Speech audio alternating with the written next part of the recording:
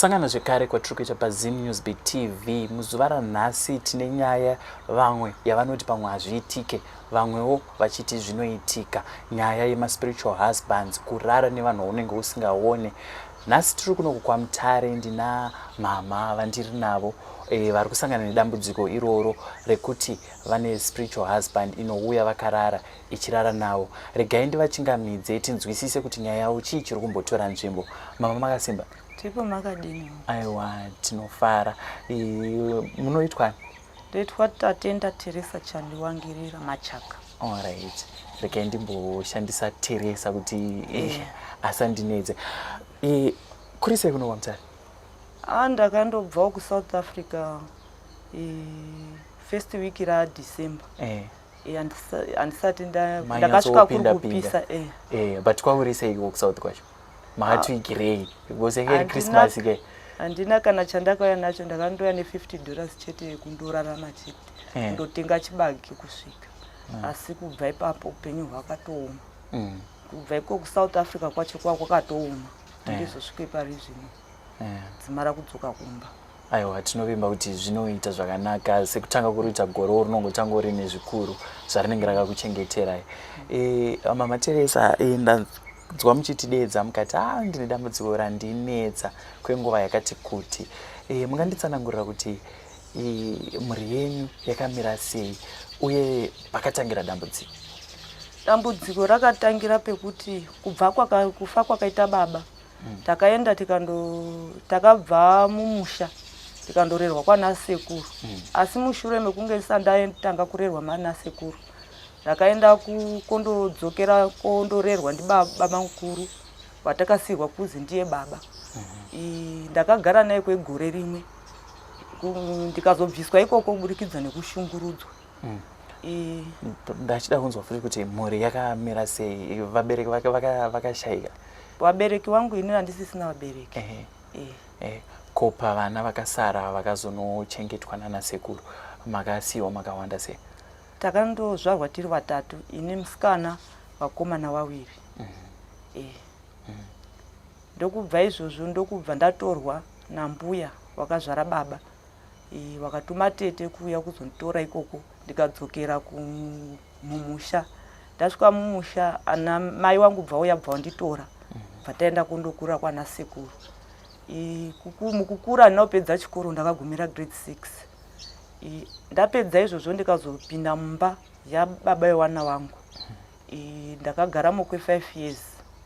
Ndokuburikidza mumba imomo ndisingagarikiki muine noise. Ndakatodzimara ndikagurwa ruoko nefoshoro. Ndichiedza kuda kugadzirisa imba ichiramba. Zvaiva zvichikonzereswa nedambudziko ratiri kutaura nezvaro nhasi here kana kuti zvaivawo zvimwe zvakazokonzereswa? Zvaikonzereswa nemweya wemunhu wemurume anga akagadzikwa pandiri. Ndichiedza kuumbiridza imba ndokubva ndagurwa ruoko nefoshoro ndi baba wewana wangu. Saka patakaenda kuchipatara kuGeneral Hospital, tasvika takudzokera kubva kuGeneral Hospital, Landlord akabereka mwana wangu second born aine 2 months.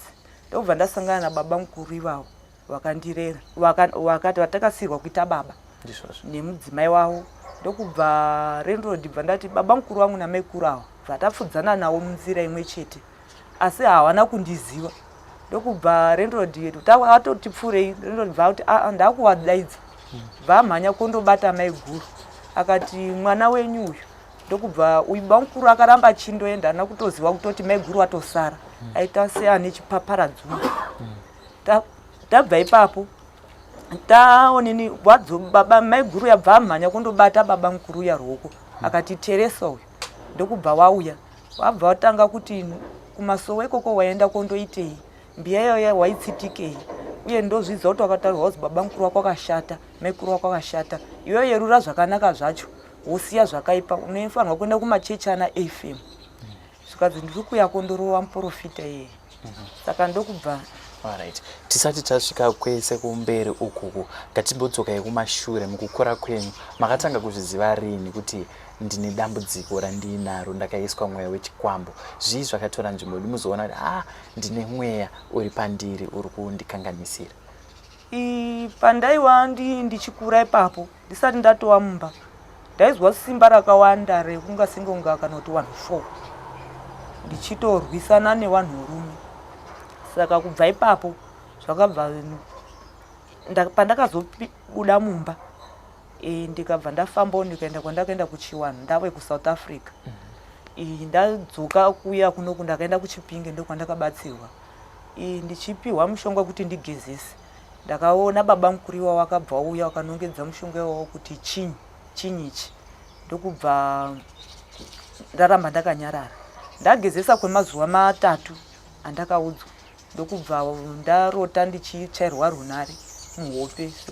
Asi aiwa baba mukuru raita unga singe voice rababa mukuru voice remwana wake achindituka kuti musatanyoko. Ndobva pekutanga nonyasa unzwa ndobva ndati ana kunyasa kunzwisisa wakabva udzokera wakati ndati musatanyoko. Ndokubva ndageza kubva ipapo mweya wayabva wadini bva wapera. Ndokubva tauya zvefuti 2019 ndakanga ndakundonetsana kubasa kwandaishanda kuSouth Africa namanager. Ndichinetsana manager ndo pandakafunga ndikati rege nditore bute ndimbogeze. Ndokubva ndageza ndichindotera nziyo dzimbira ndodzandaindofarira. Kubva ipapo ndo pakati 2019 ipapo ndakabva ndatanga kurota, ndakabva ndatanga kusheka ndiri pamubhedha ndichibva ndaenda kundorowera pasi. Ndokubva kwazotizve futi kumba ikokoko kumusha uko kwaitika rufu. Ndokubva ndiri panze ndichitera nziyo dzimbira dziyabva ndabva panze paya ndichibva ndaenda kundopinda mumba chiti zvandiri kunzwa ndisunyasa undiitira. Ndokubva ndaenda kundogara pasofa. Ndagara pasofa paya shamwari yangu yandaigara nayo ndokubva ndamudza ndakabva ndatanga kubuda voice shoma rakadzikira. Ndokubva ndakuti ndoda kutaura. Saka manje shamwari yangu akabva aona kuti zvasiyana izvi asisiriwo magariro atinoita tese. Ndokubva ati izvi zviri pauri izvi inini ndakuenda kundodaidza hama dzako. Akaenda kundodaidza hanzvadzi dzangu akamboti rega ndimbopedze zvandiri kuita izvi ari palaptop. Ndokubva apedza akati handei. Ndokubva ndakuti handichasungi pano. Ndokubva ipapo bva waenda kundotora bva unza hanzvadzi dzangu. Ndokubva wasvika ndokubva wakubata fudzi ngatibate foni tichaire wari kumusha kuti kunokundo zviri kuitika.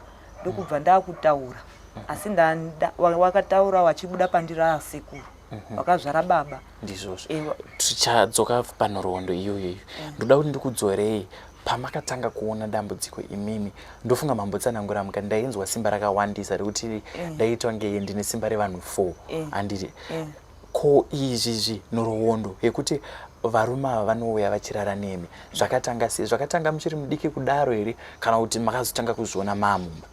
Ndakatanga kuzviona ndisati ndazvicherechedza. Ndofunga ndiri mudiki anonyasa kuzvicherechedza asi ndakazozvicherechedza ndaumba. Saka kureva kuti kumwe kumashure kwesoko ndanga ndichiri pfungwa ndofunga dzichiri diki. Alright, titanga tapa kuti izvo mva makutaura makataura kuti chi? Ndokubva wanzi bvunzai kuti shamwari yangu anga munhu wechikuru. Ndokubva kuti bvunzai muchiti ndimi ani. Vakabva wabuda vakataura kuti ndini sekuru baba wababa wenyu. Vakati zvikanzi muri kudei, zvikanzi mumusha machererwa chinhu. Wakataura pazvakachererwa pacho. Wataura pazvakachererwa maiguru mukadzi wababa mukuru unotungamira musha maiguru. Wakabva waenda nemurora wake vaenda kundotarisa paya pandakarewa. Wakaona murora akazonditaurira mashure meunge maiguru ashaya. Wakabva waenda wakandoona pakacherwa. Ndokubva wadini ndokubva wanyarara. Papera 2 weeks maiguru akabva watsikwa nemota vari kunze kwemusha vachida kupinda muyadhi muhighway Nyanga. Ndapedza izvozvo wawigwa.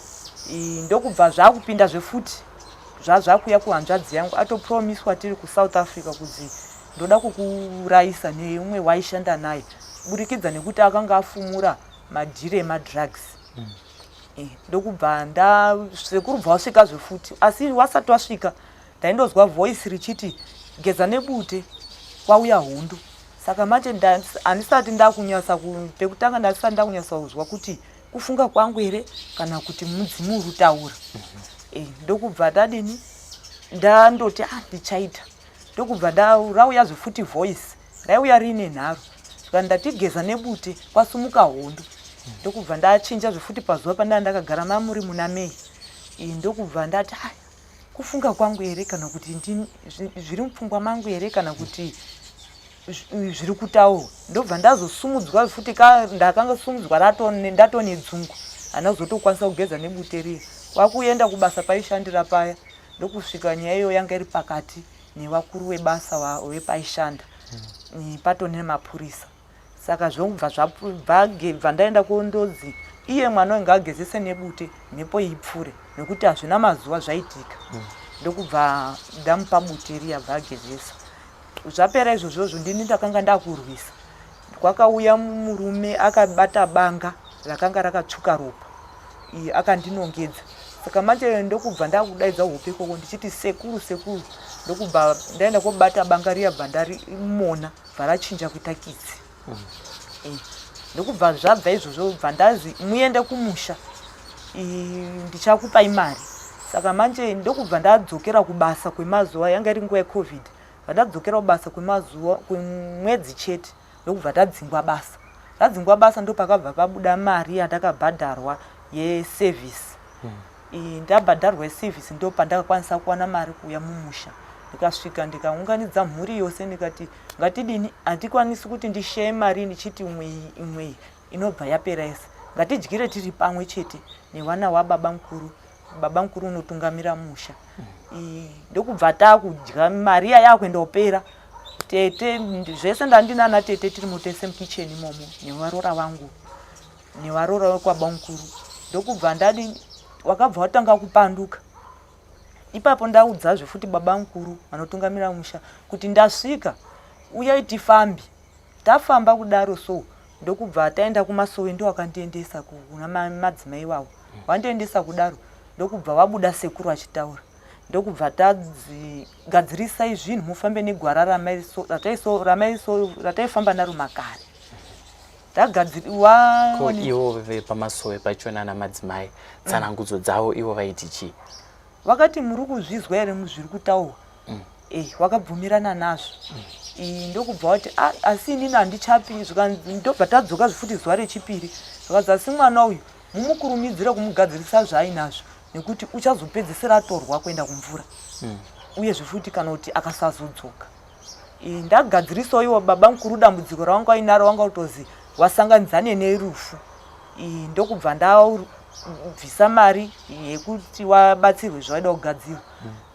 Wapedza izvozvozvo kuchiti tichiuyai muchigadzirise mumusha zvinhu zvandakafambira wakanga wakutanga kutiza wasingachabudi pachena wonzwa kuti wapfuura nemota. Ndokubva wazo apa nana tete mumusha ndikati ana tete daidzai baba wauye wagadzirise zvinhu. Mazuva angu awo zvefuti afamba dzave 3 months ndindori pano ndakandowamirira. Ana tete wakanga wakutanga kurwisana neni uye wakanga wakuti hapana chiwanhu chinoitwa pano. Wachitaratara wachimwaya dota mumusha. Ndokubva kudzimara wakanga wakuda kundihwandira kuda kundisira muchikafu. Tiri ipapo ndoda ndikudzorei kumashure zvishomanana nekuti dambudziko raita kuti tigare panapa idambudziko rekuti munoona varume vanouya makarara vachirara nemi. Handiti ngatidzokerei muchiri mumba. Dambudziko iri raikukanganisa sei mumba? Zvii zvaiitika zvakazoita kuti imimi nemurume wenyu munetsane? Taiti nguva diki diki tonga turufara. Nguva diki diki nguva hombe yaiva nguva yekurwa. Ndo zvaiva zvirimo. Tisingatogarisani tisina kurwa. Ende futi kurwa kwacho kwaida kutosvitsana kana kuti munhu atorare pasi. Ndo zvainyanya kuitika mutiri mumba imomo. Uye iye achitsvaga wakadzi wanga wakawanda. Saka makambozvitsvaga kuti chii chiri kuita kuti tinetsane? Ndaiudzwa kumasowe ikoko. Zvikanzi nemweya wamakagadzikirwa wemunhu wemurume. Saka manje waindonditonhodzera mhepo iya. Yachinotonhodzera mhepo iya. Saka manje inini ndo pandakazoti ndabuda mumba muya. Ndo pandanga ndakuchikwanisa kuchifambawo muchiwana. Ndawe free. ndokubva ndati inini handidi kutonhedzerwa mhepo ipandiri nekuti handimuzivi, nekuti ndakatombobvunza ana tete mumusha kuti ana tete kwakauraya munhu musha muno ndiya, ndopakati ndi baba mukuru, iwo baba mukuru waya watakasirwa kuita baba. Zvichireva kuti waiva mweya wengozi here? Wakauraya munhu. Zvikwambo zvavaisa mhepo yacho? Aitova munhu akaurayiwa munguva yehondo. Wauraya munhu munguva yehondo, hanzi wakambaya, wakanga wotaura mukoma wacho nehanzva dzake kwanza akauraya munhu panguva yamatsanga, achibuda paumba pake bvamubata akati tabata gandanga, bvamuuraya. Hanzi munhu uye akati usandiuraye, handisi gandanga. Hanzi akabva mupedzisa, bvapiwa nyembe dzekuti auraye gandanga. Ndipo pakaonini pandakanzwa zvichitaurwa nana baba mukoma wake nehanzvadzi dzake sikana. Zvino saka ndiyo mhepo yakabva yaiswa pamusoro penyu? Ndokubva ini ndazofambawo muchiwanhu ndikati ini handiidi mhepo iyi, ndoda kuibvisa. Ndaibvisa kudaro bva pachizochibuda sekuru. Sekuru kuti achigamuchirwe mumusha ari kuramba kumugamuchira. Pawakabika doro ndadzoka mumusha ndiinawo kusvikira baba mukuru apa azonzvenge-nzvenge. Takafamba kudaro so sekuru bvauya kundoita zvinhu zviya zvekundoita mashortcut wasinganyasi kuzviita nemwazvo, uyezve futi hana kusuma dzimwe hama. Ndizvo zvakaenda kundoitika kuburikidza kwokuti dzimwe hama mukoma baba mukuru uyu watakasirwa kuita baba akarumba. Saka aiti haubiki doro irororo kana ndisipo, kuti asvika apa iye unonga kuti inini ndiri kunamata. Ndizvo zvaienda kundovhara nazvo. Saka kubva ipapapo ndokubva wabika doro riya zvechishortcut. Wapedza izvozvozvo ndokubva ndadzokera kuSouth Africa. Ndadzokera kuSouth Africa 2021. Ndokubva ndasvika mwedzi 1 ndokubva ndarota tete waitaratara chigumisirwa cheumba mababa wangu. Tete awa ndakawarota wakanyora signature pakachikuwa kadiki. Saka manje signature yaiva iri yemushonga yakanamirwa. Ndokubva ndakutora chinhu chekuti ndipari, ndopakabva ndikati tete uyu tete Mary unogona kunyora signature. Ndokubva wapinda tete Mary uya wakatsamwa wakamira. Ndokubva kuti uri kuibvisira, ndikati ndo pandinokumbirira ipapo. Saka kubva ipapo upenyu hwakatanga kundiomera kusvikira ndaindoshanda mapiecework 3 pamwedzi, mapiecework chete. Ndobva ndazoti gore ratapedza iri kubva 2021 gore ratapedza iri 2024 ndokubva ndaona basa. Asi basa iri rakanga ndatoda kubvutirwa zvefuti. Ndokubva ndaona basa kuburikidza kuti mai awa muSouth African akaramba akati inini ndiye munhu wandiri kuda, handidi umwe munhu. Saka manje ndokubva wadini ndakashanda kubva January, February, March, April, May warambana kudaro so nekuti ndairera mwana.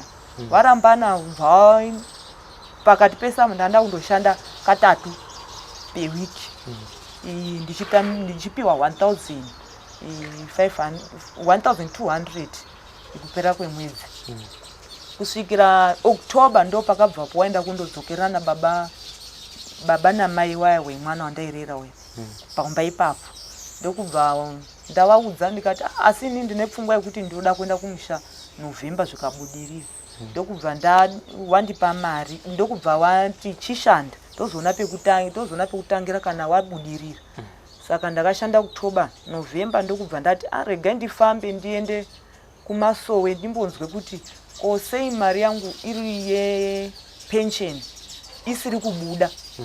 Ndokubva ndaenda pasowe paya musi wa1 November. Ndokubva ndobva ndasvikapo ndobva kuti mari dzenyu idzi dzobudiswa newashavi wenyu wari pamuri, hawana chawakandipa. Asi pakabuda zvefuti iwo mudzimu wasekuru zvefuti.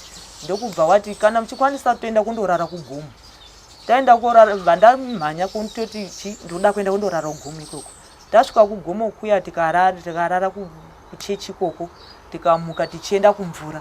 Tawe kumvura ndo pakabva pabuda zvefuti shawi riya rekumvura, ndine shawi rekumvura. Varabuda ndikanzi mwedzi wari kushanda unowu ngaaende kumusha, imari yebhazi yandakamupa. ngaende kumusha. Mumusha mune hondo. Saka ndokubva ndachengetedza Maria mwedzi wapera. Asi wakabuda zvifuti wachiti mumusha muri kushereketwa, tete Muchaneta ari kushereketa mumusha. Ndobva mwedzi wapera uchipera vakafa tete umweni. Asi November kwakafa vanhu vaviri. Tete uyu tete uyu akatoisira zvifuti baba wangu mushonga muchikafu. Ndiyakauraya baba wangu.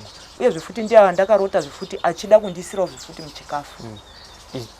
Chokwadi chamuinacho chekuti ndo vaiisira vanhu mishonga iyi maichwana kupi ndisekuru ava here vaikuudzai kuti Green Tete vari kuisira baba mushonga, vari kuedza futi kukuisirai mushonga?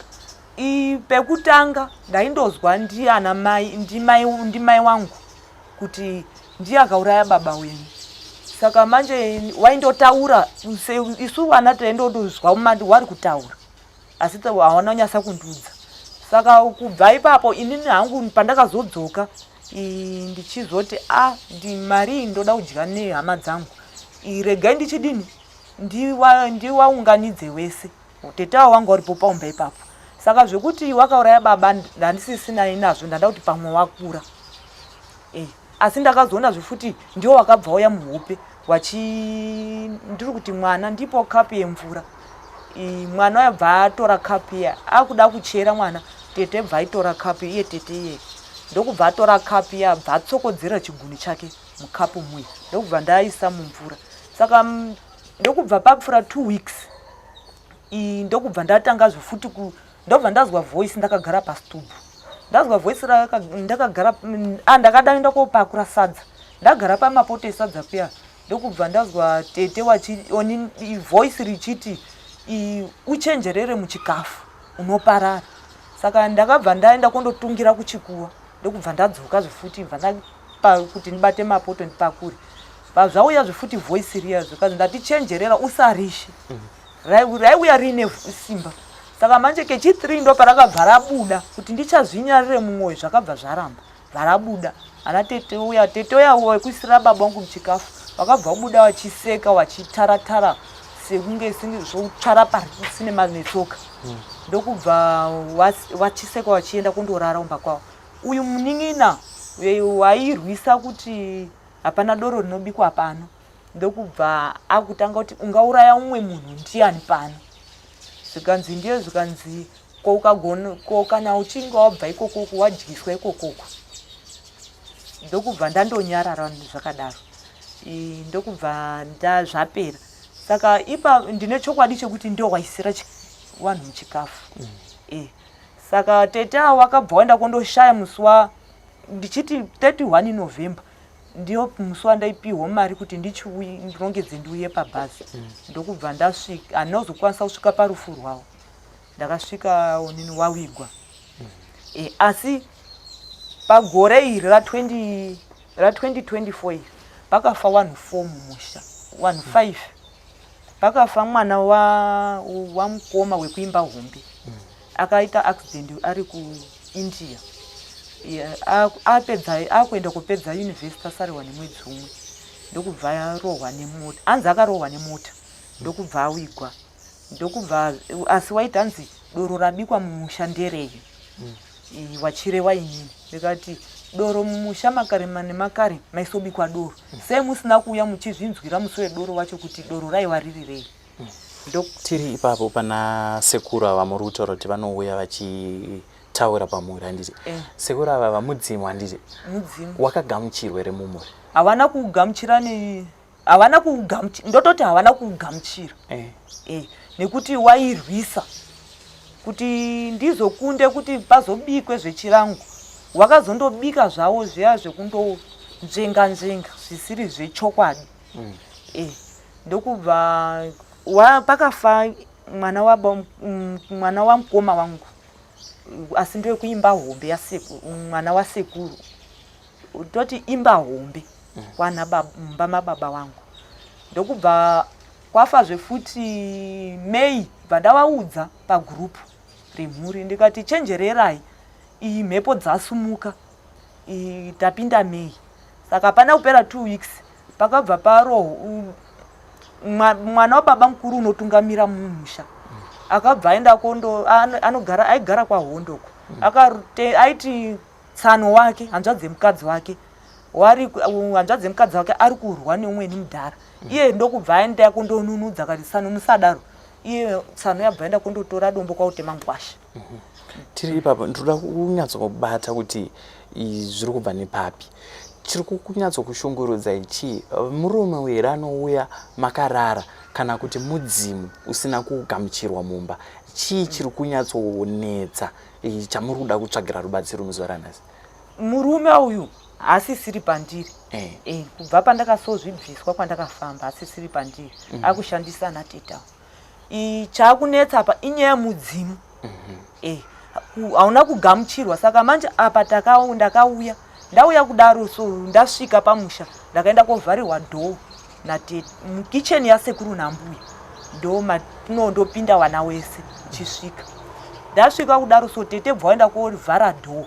Vakati haupindi onini baba ndina baba wanotungamira musha. Ndokubva baba bva kuti ngatipinde mukicheni. Zvikanzi haupindi. Hamupindi. Ndobva ndabvunza kuti nemhaka yei? Zvikanzi ndatampindi. Akagara pakati pedhoo. Atokorekedza dhoo. Saka kubva ipapo ndokubva ndaenda kodini kondomhangara kwaSabhuku. Sabhuku bva ati nyaya yenyu iyi inonetsa nekuti mukagara mandoungana pamusha penyu apa hanzi vanhu vanotemana nekuti paNovemba apa pakatika rufu pakarohwa mwana zvifuti hanzi wakamusunga maoko kumusunga mbiri. Ndokubva kumurowa wakamuchuka musana wakamusunga. Saka manje vanhu vakandoungana chete vanoenda kondorwa.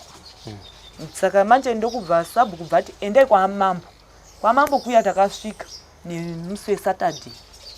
Taendako mudzimu wasekuru wabuda kudaro so Sabhuku mambo ndokubva ati nyaya yenyu endai panze mundobatsirwe nachiremba.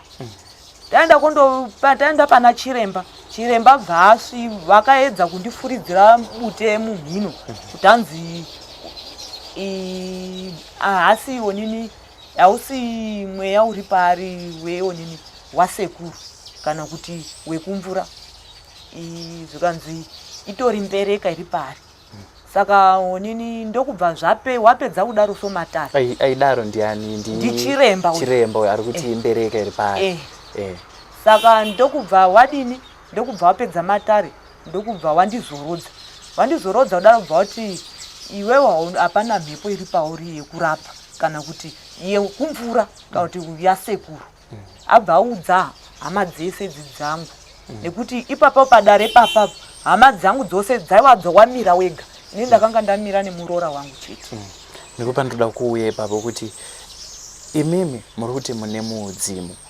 Maziviro andinoita panouya mudzimu unotarisiswa kunzi mudzimu here zveshuwa. Kazhinji kachinotanga kutaura nhoroondo yemumhuri kuti inini ndandiri nhingi ndikazofamba so ndikazosira nhingi ndikambogara pana nhingi zvichifamba zvakadaro. Imimi zvakamboitika here zvese nhoroondo yemhuri yekuita kuti vamwe vese ava vanzwisise kana kuti vabate chokwadi chekuti mudzimu zveshuwa? Wangu takatanga tafamba ini namukoma wababa wangu natete wakaudzwa ikoko kwa madzimai wavo nekuti inini madzimai ndandisingamuzivi. Ndakati regai nditange ndadini ndasvika mumusha handitange ndatenga machira nekuti iwo ndo vanofanirwa kutanga wadini wagamuchira mudzimu wavo. Saka ndokubva wabuda wakabva wataura sekuru wakati fambai negwara ramaisofamba makare kare kuti mugare zvakanaka mumusha nekuti mumusha umu makare nemakare maisondobikwa doro. Paitowa zvefuti natete wakatoregedza chiwandi ichochocho waitosvikirwa zvefuti nasekuru wakazvara sekuru waapandiri. Asi wakazozvisiya nekuburikidza hanzi haana kuzvifambisa negwara kwaro. Atendwa nemombe ndokubva aitora kwakuenda kondoisa mudanga make nemurume wake. Saka muzukuru wake vaenda kondoba mombe iya. Saka manje zvakabva zvaenda kuvhiringidza mhuri yake yaisisina rugare zvakanaka. Ndokubva wakabuda wakataura wakati mumusha machererwa chinhu. Ndio zvakaitika. Pandoda kunzwisisa panyaya muri kutaura ndechekuti kwekutanga tichitanga kutaura mambotaura kuti pane munhu akaurayiwa mumusha iko zvinezvi maakubuditsa futi kuti pane mudzimu uripo ndoda kuti zvinhu izvi tizvipatsanure kuti haizi ngozi here yamuri kuti ndisekuru zvaakuita kuti imwe mhuri yese iyi isagamuchire pamunoti ndisekuru vari kutaura, kana kuti kana uri mudzimu futi uri kuuya uchiita se uchitsanangura. Ndofunga pepe pandakubvunzei kuti panouya mudzimu kazhinji unotanga kutaura nhoroondo zvekuti vanenge vari mumusha vanoziva kuti zveshuwa ndisekuru vedu vaivaya vaita sei vadzoka. Ndipatsanurire ipapo. Kutaurawo wanini wakandobuda wachindotaura chiti fambei negwara ramaisofamba makare chete. Wakati saka manje ndakati ana baba ngatifambe, wakaudzwa zvefuti wana baba kwatakafamba vanzi fambei nemwana uyu. Ndipo pakabva watanga kutiza iwo baba iwawo wanomitungamira mumusha. Saka hawana kuda kuzoramba tichienderera mberi kufamba. Ndosaka ndirurama ndichidzoka ipapo kuti chavakutiza baba ava handiti ndo vasara vaababa vari kutiza kugadzirisa mudzimu uyu here kana kuti vari kuziva kuti ingozi yaya yakaparwa yaakudzoka. Ipapapo ndo pandisi kuziva kuti wari kurambira chii kuti tifambe, nokuti tiri kwamambo ndakavaudza ndikati ngatifambe ise mhuri. Hatina kugutsikana nezvatakaitirwepo pamambo nekuti ndakamuudza iye wacho chiremba ndikati ko madini kutarisa mumusha medu umu. Chiremba akaramba akati hazviiti nekuti hamuna kuisa mari yakakwana. Saka manje apa nemhuri ndiri kuyedza kuti tibatane tifambe tiri pamwe chete. Wanyatse kugutsikana nekuti ndizvo here zviri pandiri kana kuti hazvisizvo. Nekuti inini wacho upenyu hwacho hwandiomera. Handikwanisi kana ndaindowa ndiri kuSouth ko mari yemapisweki iyo ndotumidzira hanzvadzi yangu yoti upenyu hwakandiomera kunoku handina nerendi. Kunoku zvefuti hanzvadzi yangu zvefuti unotera masure mangu akanga anetsana nemukadzi akaenda kundotorawo chimuti bva aenda kundorowa murume wake. Saka manje mumaoko yabva waenda kundoguka bhonzo. Saka manje ndanda wawe kundoshandira kuti wawane chikafu. Ndichiedza kubatanidza imba yekuti isaputsike. Wana wangu ndaitotadza kutowatumira kana nesapoti kana ini wacho kutozisapota. Nekuti muona pamuri kutaura nyaya yemudzima ndiri waifana kuti iwo uunganidze mhuri but apa mukaita mhuri iri kurwisa. Ndofunga pamuri kutsanangura apa muri kutotaura kuti akasara amira nemi mutorwa futi muroora ndiri nei chii chiri kutadzisa vamwe vese vemumhuri menyu kumira nemi musara makamira nemutorwa chete. Ipapapo tomboti kuda pamwe bamkurwa ndo vasiri kunzwisisa ko vamwe ava wesa wakutoenda kuimba yakarombiwa yacho. Nekuti iwo baba mukuru wakati watakasirwa kuita baba wewe wakaizwa sara pawana wanotozvipa nenikname yekuti Johnson. Handizivi kuti mushonga here wanonga ari kuzvipa munyembe wacho kuti kuzvipa nenikname. Ende futi unoti handifambi izvo zviripo. Saka kuti ndiyedze kubatana nemhuri wacho watoti ndiye baba akatondiita benzi kwamambo. Wakabva watomira wari wega wakaungana kudzimara ndo pawanga wakundirwisa uchiti toda kukurowa. Nekuti uri kunongedza kuti baba wangu wakaromba. Wamwewo wana wakaenda kozvarwa nemukadzi wababa mukuru kuti hausi wana wemumusha medu. Nemwana wababa mukuru wangu akauya neshamwari vachidwisa kuti ndoda kumurowa. Ko ava vemumusha menyu ava wakanga wakamira sechikwata vari pamwe chete. Umwe nowe kufirwa nemwana uyu kuIndia haatauri nekuti akatomboti mhuri ngatifambe asi akaramba. Mhuri bana baba wakaramba havadi.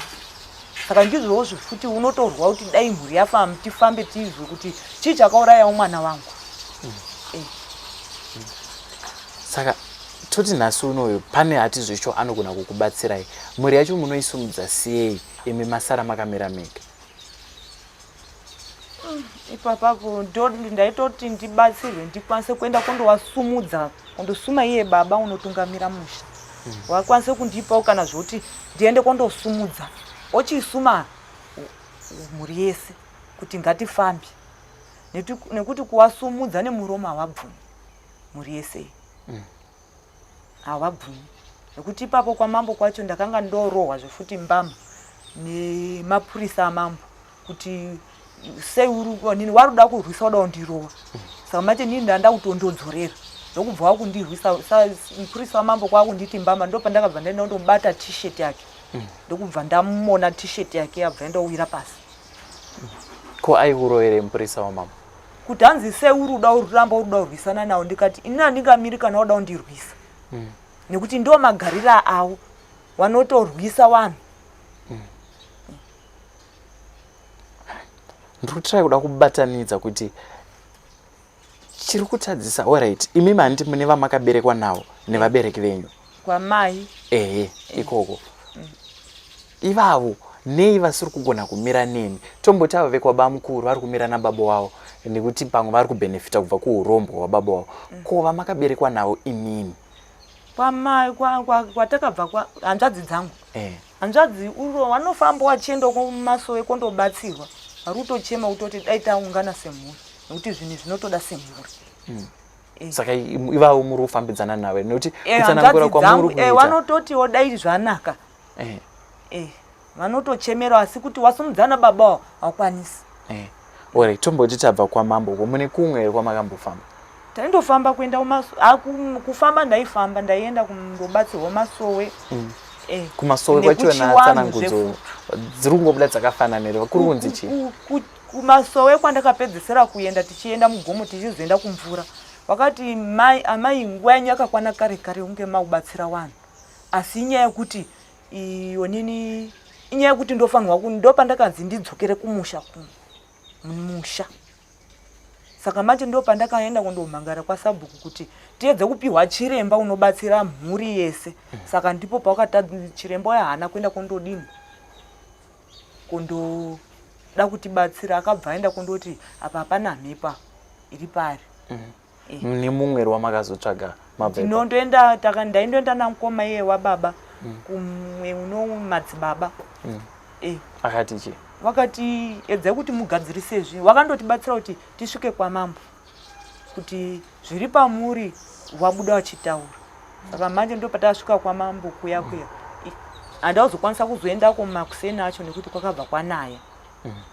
Padakaenda kwamambo kuya ndo pakasvika tikabva zvaita noise uye chiremba uya akabva aramba kuti ndakamudza ngati imbotarisana baba kuti wakachena here chiremba uya akaramba. Toda kudzoka pana madzibaba wamakaenda uyu wechi2 handiti ari kuti yedzai kuti mugadzirise zvinhu zvii zvamaifana kugadzirisa nekuti zvinhu zvinogadziriswa unotoudzwa kunzi ena unoita chakati nechino nechino nechino chakida kugadziriswa ipapo chaakatendei munogadzirisa chii? Kubika doro mumusha uyezve futi riri doro rei rekutambira mudzimu uyezve futi mumusha macho munofanirwa kutanga magadzi mauya chiremba agadzire mumusha kuti muchene ndo zviri kudiwa ipapo. Mumusha ndo muruda kutanga madzimu mucheneswe kochizochibikwa doro rekugamuchira mudzimu ndo nyaya yacho iripo asi wari kuramba wakatete uyu ndakabva enda kundovhara dho kati handipindi mukicheni mambuya nasekuru ndo nyaya yanetsa yamisa zviri pandiri. Saka rubatsiro rwamuri kutsvaga musi waranhasi rubatsiro rwakaita sei? Ndiri kuchema kuti ipo pandiri panapa handinazvo futi kwandinotarisa kana kuti ndiwane mari kuti mari dzangu dzibude izvi ndeizvozvi zvoda kutanga zvifuti zvagadzirwa musha macheneswa kwabikwa zvifuti doro uye zvofuti kuti titodye pamwe ipapa zvitori zvekutamburira ndandirubatsirwa ndandiruchema kuti dai ndabatsirwa kuti ndisvitswe kunana chiremba handizivi kuti kana paina unondikwanisawo kundibatsirawo ndibudisa paTV. Aiwa kuchema kwenyu ndiri kunzwa asi toti varipo ana chiremba ivava sekubvunza kwandamboita kuti muri kutsanangura muchiti mumusha munoda kupindwa vanopinda sei mumusha imimi wachona hamusi kutambirika moya nawo futi ana chiremba vaya vanozotambirwa here vauya mumusha mei? Ipapo ndaikumbira kuti vanotanga wandipa zvokuti ndiende kondodini kundosuma baba kuti zvekutosunga mhuri kuti isumuke ndo pandandiri kuchemera ipapo. Aiwa ndovimba mhuri yeZimbabwe yanzwa kuchema kwamuri kuita kuti muri kuda ana sekuru vanozokubatsirai kuti mudzimu utambirwe mumusha. muri yezimbabwe ndovemba manzwa mama vandinawo mama Teresa vachitsanangura matambudziko avakasangana nawo. Rekutanga rachona vanga vachitsanangura vachiti ndine varume vaiuya vachirara neni asi ndakazobatsirwa mhepo iyi ikataramuka. Asi chakundinetsa muzuva ranhasi ndechekuti ndine mudzimu wasekuru uri kuda kubuda pandiri asi vemumusha havasi kuda kutambira. Uyezve mumusha medu muri kunzi mune ngozi inoda kugadziriswa. Vachema kwamuri muri yeZimbabwe kuti ndinokumbirisawo kune vanoita zvechivanhu kana kunana madzibaba vanokwanisa kuti mhuri yangu ibatane mumusha medu mupindwe mugadziriswe zviri kunetsa kuti vazotambira mudzimu kuti ngavandibatsirewo. Nhamba dzavo ndo dzatichaisa pazasi pescreen. Ndakamirira ZimNewsBeat tiri kuno kwaMutare ndinoti chisarai.